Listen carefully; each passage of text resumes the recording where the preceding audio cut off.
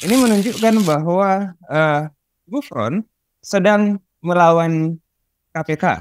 Sebagai penilaian yang sangat objektif untuk tidak menjadikan Nurul Gufron itu sebagai kandidat yang layak untuk lolos ke tahap-tahap selanjutnya begitu. Saya kira Pansel juga harus proaktif begitu ya untuk meminta salinan putusan etik Nurul Gufron di Dewan Pengawas supaya bisa dipelajari.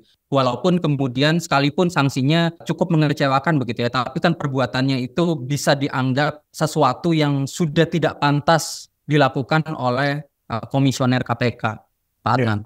Oke, jadi intinya Nurul Gufron endgame gitu ya.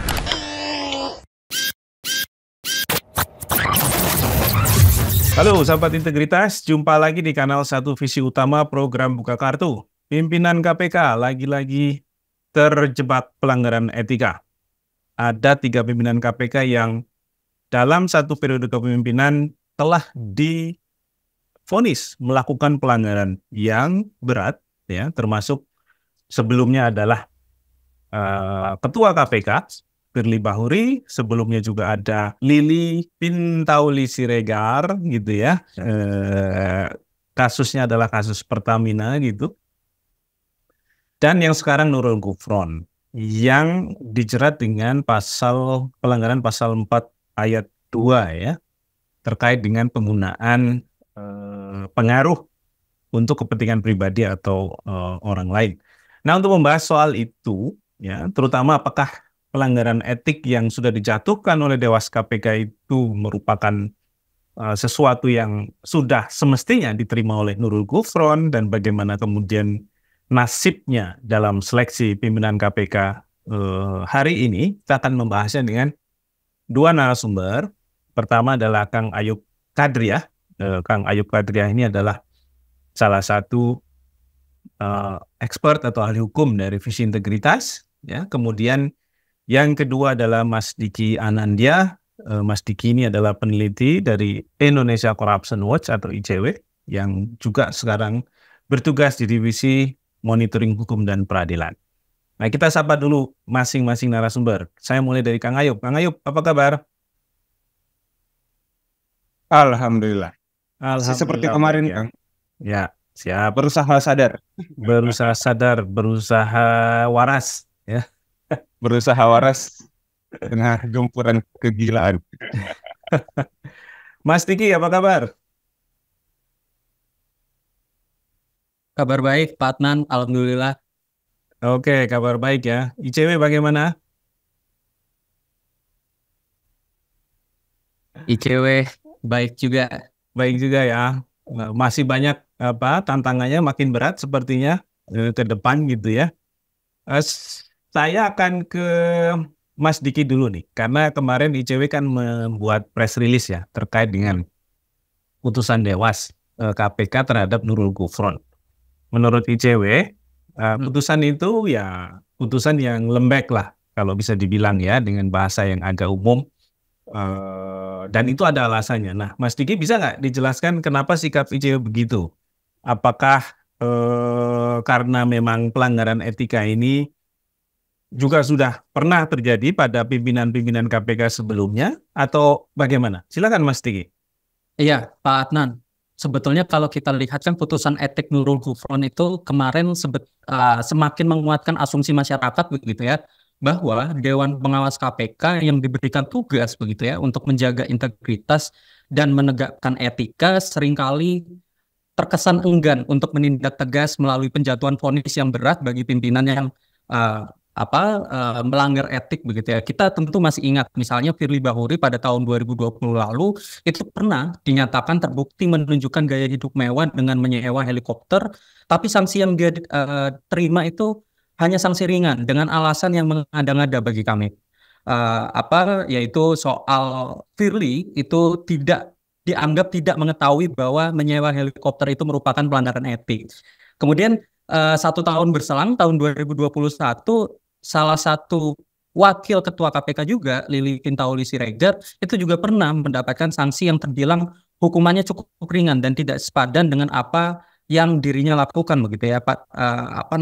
Di mana Lili Pintauli itu dengan sadar atas jabatannya sebagai wakil komisioner KPK melakukan komunikasi langsung dengan pihak yang sedang berperkara di KPK, M. Syahrial, wali kota Tanjung Balai pada saat itu.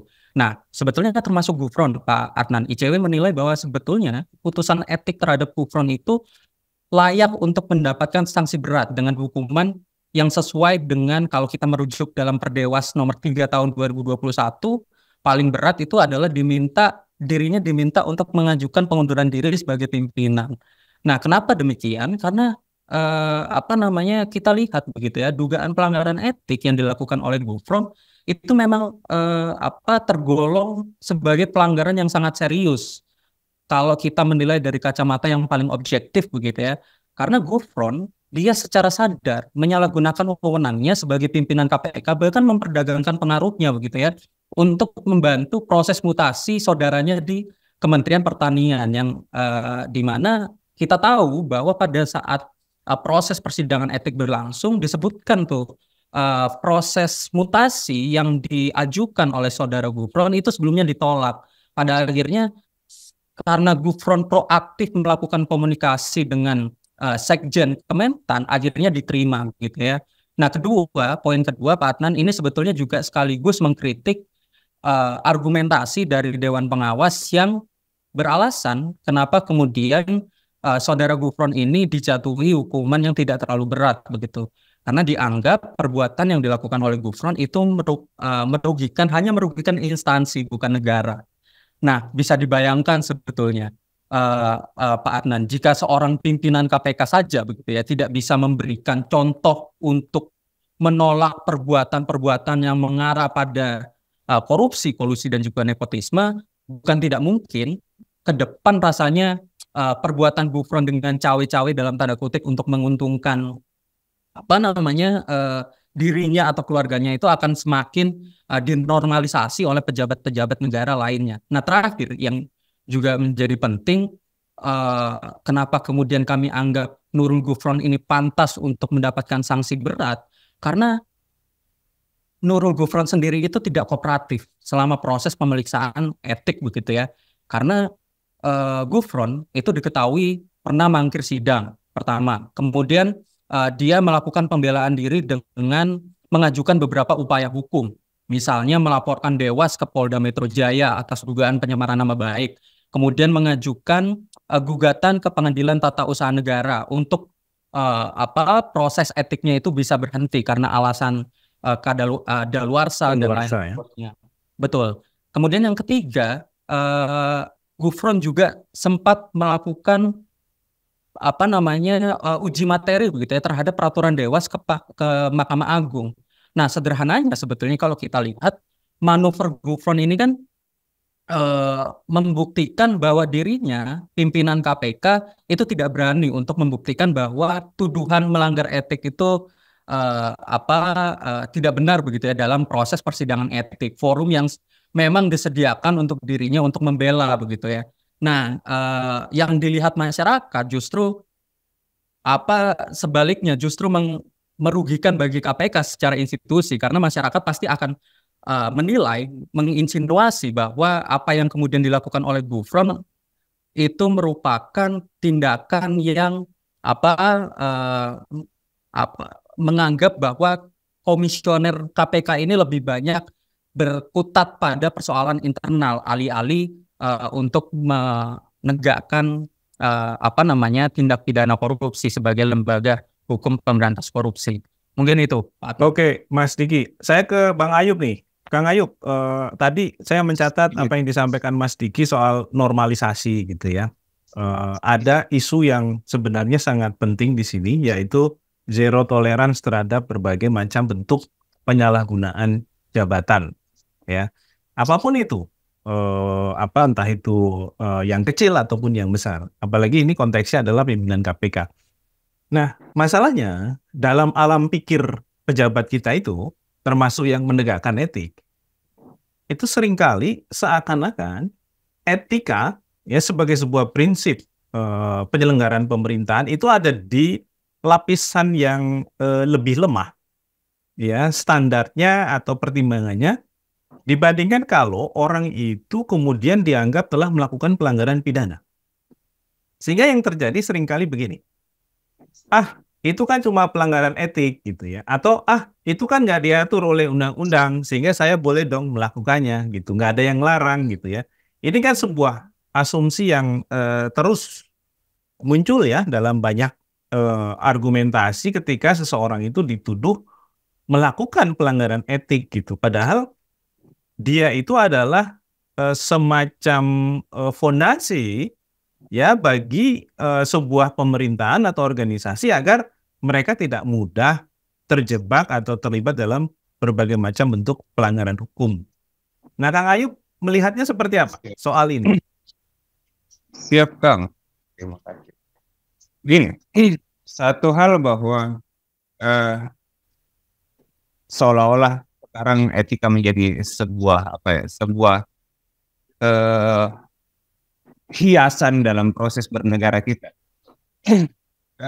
Etika itu diabaikan bahwa seolah-olah yang apa yang baik dalam bernegara itu selama tidak melanggar norma pidana misalnya, maka dia tidak dapat dianggap sebagai sebuah pelanggaran yang penting, gitu. Terima jet pribadi ya itu mungkin tidak melanggar secara langsung, tidak terlihat secara langsung melanggar melanggar undang-undang hukum pidana, tidak. Ketika diterima oleh seorang anak pejabat misalnya, suatu pemberian itu secara etis dianggap bahwa memang tidak etis, tapi kan saya tidak melanggar undang-undang apapun gitu. Foto-foto di atas jet pribadi yang diberikan oleh pejabat, oleh seorang pengusaha mungkin secara gratis walaupun tidak disewa, itu tidak melanggar undang-undang katanya secara langsung. Saya kan tidak nodong dia pakai pistol di kepalanya lalu dia kasih saya jet itu gitu kan. Dia kasih secara sukarela misalnya. Begitupun Gufron, ketika dia menggunakan relasi kuasanya, dia menggunakan dalam teori hukum kritis kita juga mengenal ya penggunaan konsep relasi kuasa di mana terlihat jelas bahwa ya saya kan minta tolong, gitu loh. Kan tidak secara langsung saya tidak todong dia bahwa nanti saya bongkar kasus korupsi di Kementan kalau kamu tidak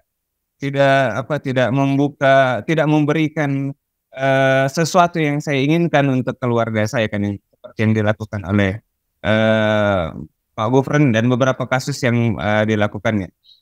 Ini menunjukkan bahwa hal-hal yang sifatnya etis, yang keadilannya yang sifatnya substansinya bahkan, ketika dia tidak dinormalkan dianggap sebagai penormalan. Padahal keadilan itu sifat substansinya ada di ruang etis. Ada di ruang etis yang kemudian dipromulgasikan, dibentuk ke dalam sesuatu yang kita sebut sebagai kode etik. Hal-hal baik yang harus dilakukan dan hal-hal yang sebaiknya dihindari diformulasikan dalam bentuk kode etik untuk menunjukkan jalan terang kepada orang-orang profesional, kepada pejabat negara bahwa begini loh seharusnya hidup. Ketika Anda keluar dari situ maka Anda melanggar hal-hal baik itu, walaupun mungkin tidak melanggar undang-undang, tetapi itu bisa menjadi dasar kepada Anda untuk diberikan sanksi-sanksi moral dan sanksi-sanksi administratif yang bersifat pelanggaran moral, gitu loh. Itu yang dilakukan oleh Mas Gufron sekarang. Nah, hilangnya substansi bahwa kode etik itu adalah keadilan yang sifatnya substantif, Unger dalam analisis hukum kritis, itu terjadi dalam konstruksi yang ada sekarang, sehingga secara serampangan bahkan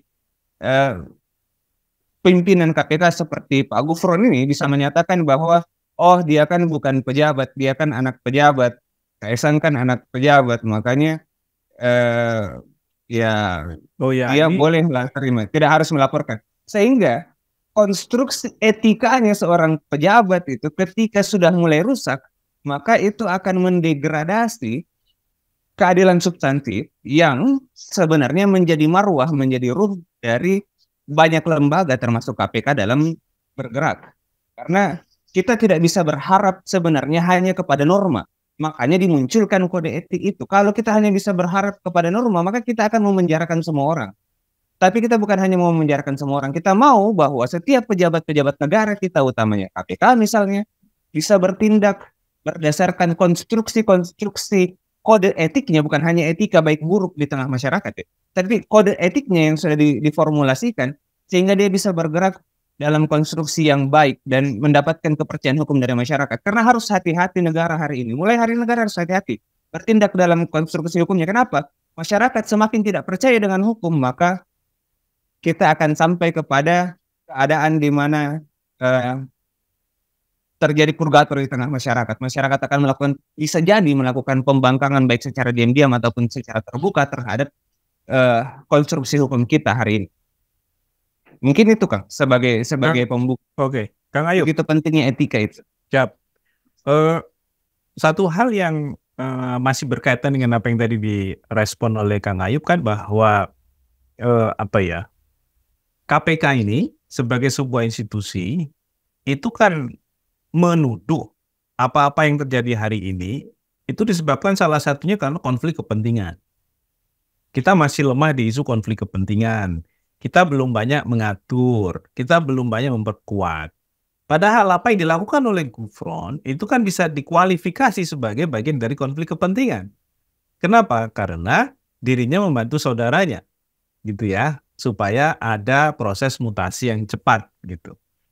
Nah, pada saat yang sama, Nurul Gufron seperti yang tadi disampaikan Mas Diki, itu kan tidak secara legowo itu menerima proses pemeriksaan etik yang dilakukan oleh Dewan. Dia melawan. Jadi ada satu situasi yang kita bisa anggap bertolak belakang dengan spirit dari KPK sebagai institusi, gitu ya. Padahal Nurul Gufron ini adalah pimpinan KPK. Dia adalah simbol dari institusi ini, gitu. Sehingga apapun yang dilakukan oleh pimpinan itu pasti akan punya pengaruh ke bawah. Ketika pimpinan mengabaikan etik, maka pegawainya juga pasti akan melihat itu sebagai suatu hal yang bisa dilakukan atau boleh, meskipun itu di KPK, gitu ya.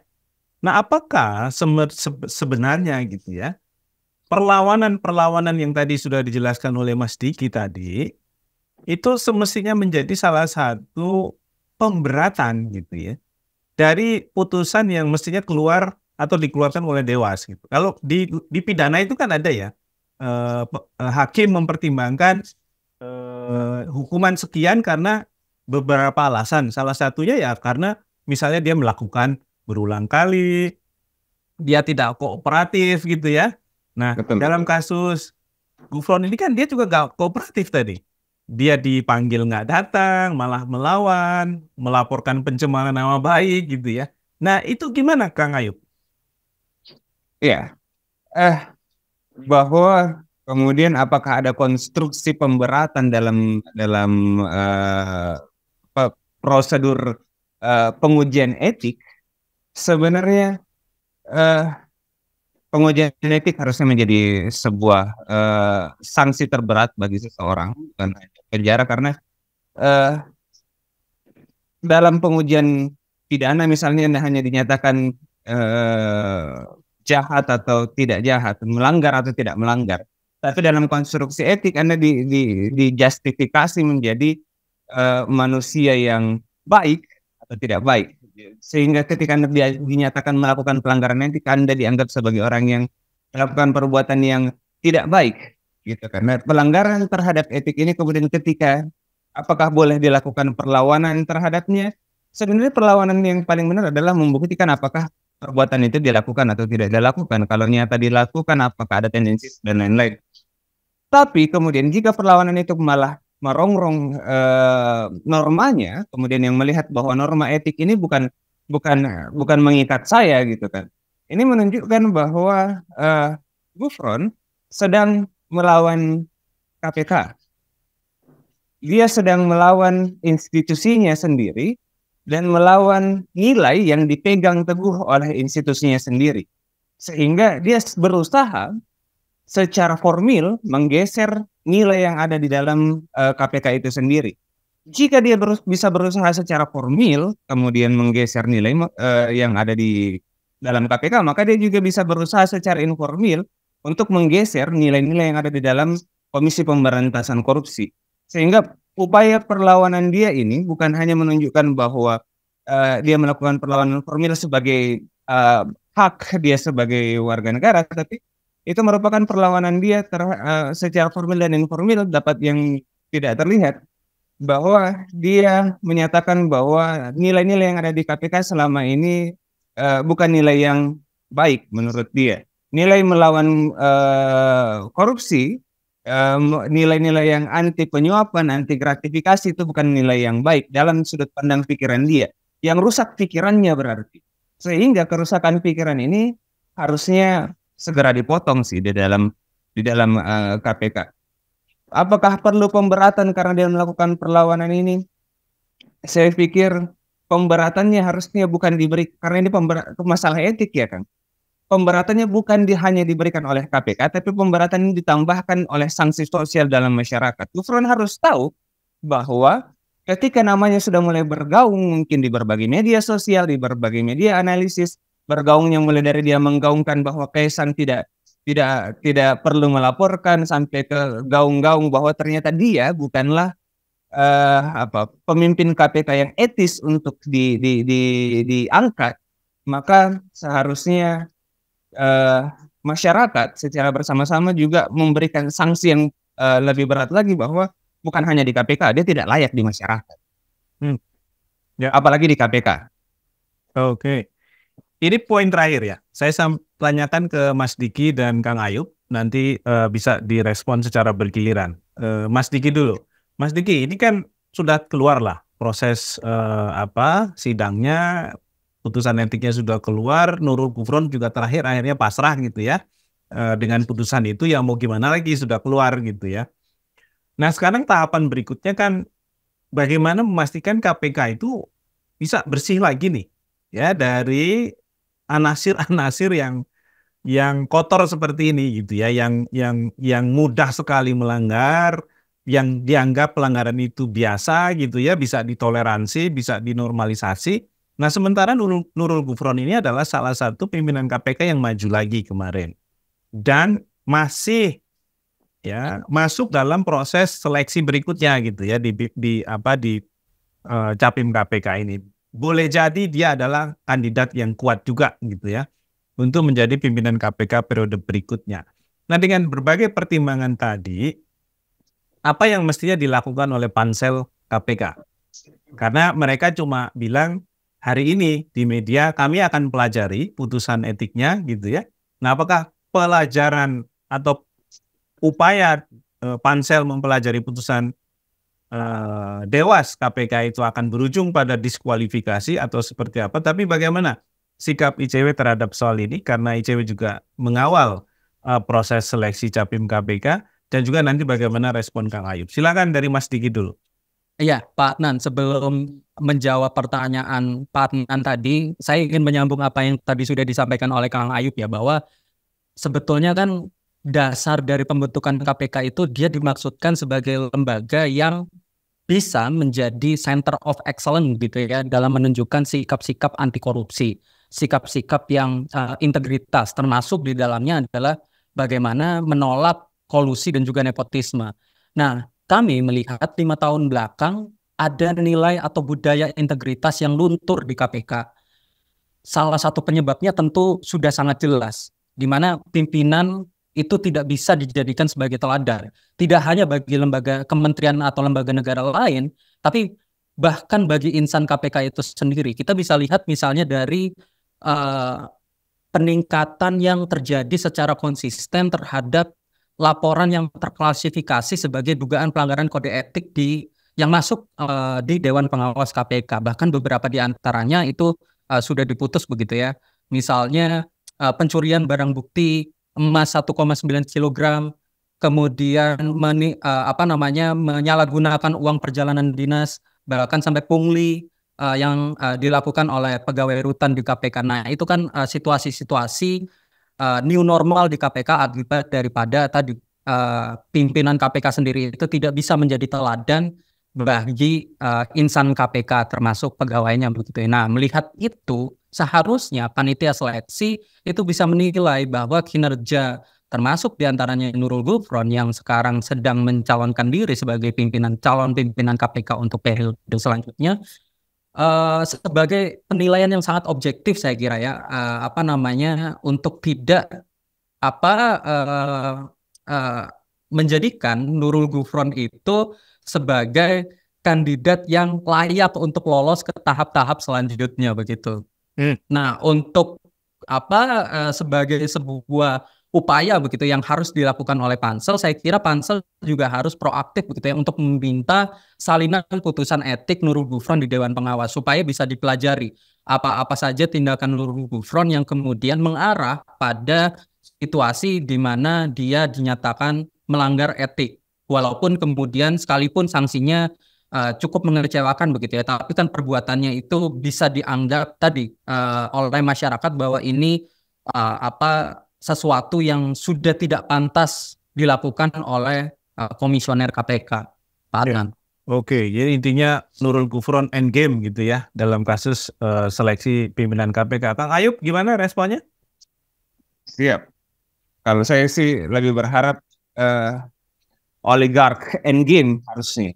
Kenapa? Karena itu harusnya KPK ya pertama kali yang ada di depan ya. Ya, karena memasang orang-orang seperti Gufron di dalam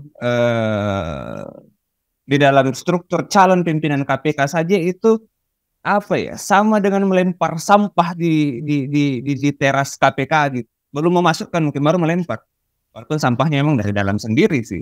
Tapi itu sebagai tindakan yang menunjukkan adanya pengaruh struktur kekuasaan oligark yang ingin merusak budaya hukum dalam konstruksi penegakan hukum korupsi di KPK utamanya.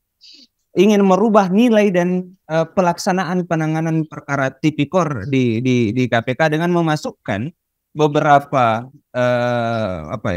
subjek-subjek yang sudah terbukti secara etis busuk ke dalam struktur KPK, sehingga oligark bisa berdendang dengan bahagia, sehingga anak-anak pejabat ini bisa pakai jet pribadi dengan leluasa dan dianggap tidak perlu diperiksa. Kenapa? Karena pimpinan KPK-nya bisa jadi yang ada sekarang dan mungkin yang sedang dilaporkan setelah terbukti dengan pelanggaran etisnya adalah titipan dari upaya pengaruh struktur kekuasaan dalam sudut pandang analisis hukum kritis ya. Kondisi ini bisa terjadi, bisa ada dalam sistem pemilihan ketua KPK. Sehingga saya pikir Gufron seharusnya kalau dalam sudut pandang memperbaharui budaya hukum KPK, orang-orang seperti Gufron tidak layak untuk masuk ke jajaran calon bahkan. Maksud saya daripada Gufron kenapa tidak seekor kucing warna hitam saja sekalian gitu loh. Kita mungkin lebih percaya bahwa bergunalah kucing itu untuk mengusir tikus di dalam KPK daripada seorang yang sudah terbukti bahwa dia melakukan pelanggaran etis gitu. Sebagai seorang calon pimpinan KPK, apalagi dikatakan terkuat. Siapa yang memperkuat dia? Siapa yang memberikan empowering kepada dia? Kekuasaan mana? Masuknya Gufron itu penghinaan besar terhadap upaya membangun kembali budaya penanganan dan pengentasan tindak pidana korupsi di Indonesia, saya rasa. Dan itu bukan hanya upaya melempar sampah di gedung KPK, tapi upaya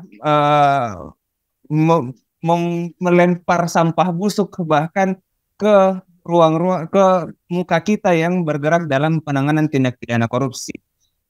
Bahwa kita harus malu kalau misalnya kita tidak bersuara, misalnya teman-teman di ICW, teman-teman di penanganan tindak pidana korupsi di seluruh Indonesia harus malu jika kemudian tidak dilawan orang-orang seperti Gufron kemudian menjadi ujung tombak negara dalam penanganan tindak pidana korupsi. Sangat miris mungkin ya, itu. Siap. Kang Ayub, Mas Diki, terima kasih banyak untuk insight-nya. Intinya pimpinan KPK haruslah orang-orang yang secara etik juga sudah terjamin, supaya mereka juga punya komitmen, integritas, dan keberanian untuk mengembalikan institusi KPK yang sekarang sedang terpuruk. Nah, Nurul Gufron tentu bukan modalitas yang baik bagi upaya membangun KPK dan reputasinya kembali ke depan. Nah, kita akan lihat bagaimana pansel KPK merespon hal ini.